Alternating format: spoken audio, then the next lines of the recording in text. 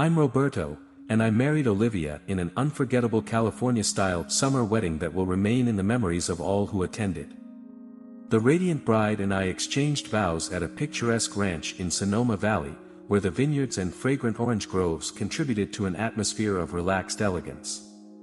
Close friends and family gathered to celebrate our union, free from pretense or ostentatious displays, embodying the simple refined luxury of the American spirit. Among the guests was my new mother-in-law, Sophia, and Olivia's radiant and captivating mother, Sophia. At 40, she was a true vision of beauty, capturing the attention of all men instantly. Dazzlingly blonde, with a figure akin to that of a high-fashion model, long, slender legs, a wasp-like waist and a lush, curvaceous bust.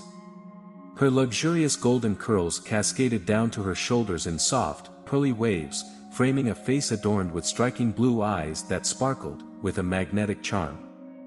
Sophia possessed an allure and magnetism that few women could ever hope to rival.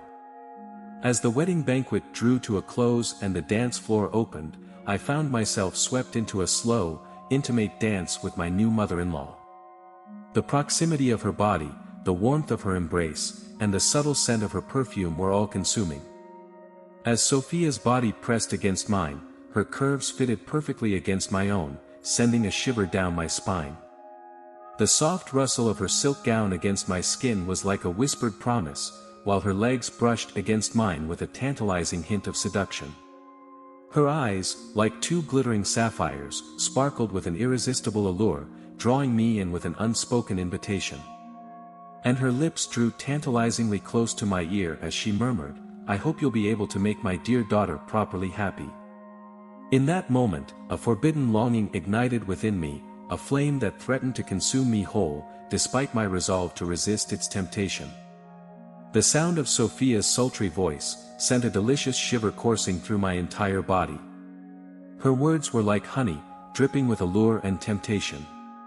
"And if anything I shall always be glad to help quench your boyish ardor."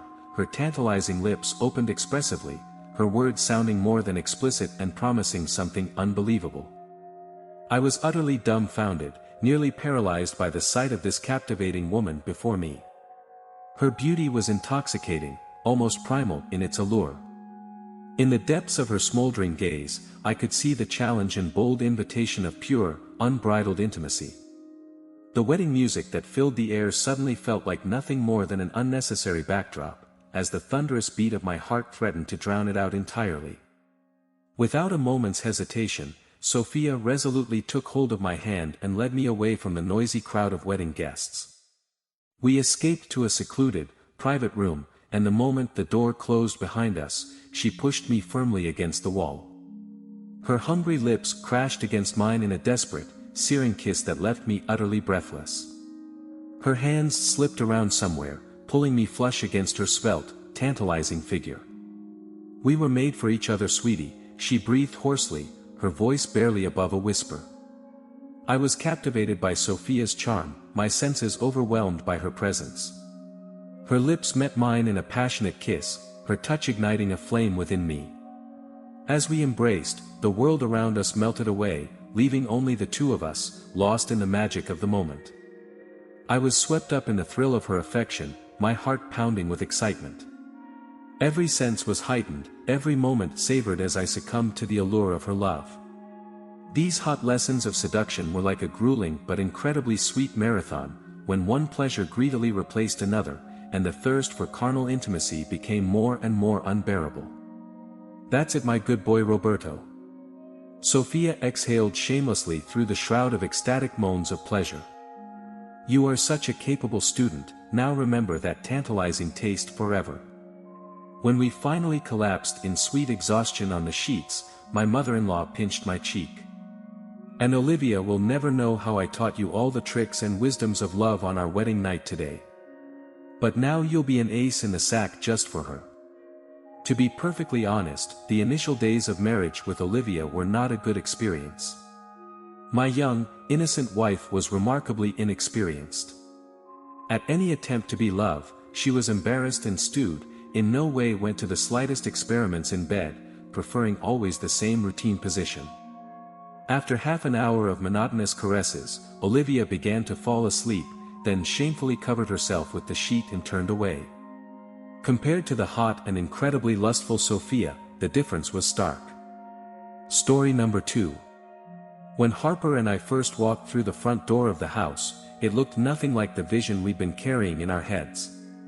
It was small, tired, and covered in a layer of grime that seemed to have settled in after years of neglect.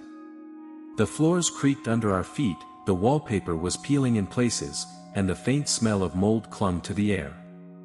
But despite all of that, we saw something others probably couldn't: potential. This was going to be our dream home. I still remember the way Harper's face lit up when she pointed out where we could tear down a wall to create an open living space, or how we could turn the backyard into a lush garden where we'd eventually raise a family. That first walk-through wasn't about what the house was, it was about what it could be. The possibilities felt endless, and for a while, the excitement of it all carried us through the backbreaking work that came with a renovation project like this. The days were long and hard, filled with the relentless rhythm of hammering nails, hauling drywall, and sanding floors that never seemed to come clean. But we loved it, or at least we told ourselves we did. The sweat and exhaustion were just part of the journey to building something together, something that was uniquely ours. We'd fall into bed at night, our hands calloused and our bodies aching, but there was a quiet satisfaction in knowing that we were shaping our future one brick, one coat of paint,